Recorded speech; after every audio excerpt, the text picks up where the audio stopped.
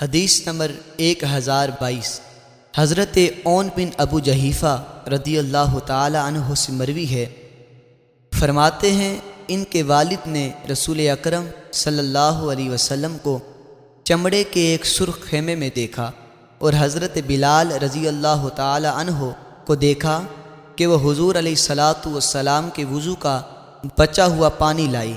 پس میں نے دیکھا کہ صحابہ کرام اس پانی کی طرف جلدی کر رہے ہیں، جیسے اس میں سے کچھ مل گیا اس نے اسے چہرے پر مل لیا، جسے اس میں سے کچھ نہ ملا اس نے اپنے ساتھی کے تر ہاتھ سے حصہ حاصل کیا۔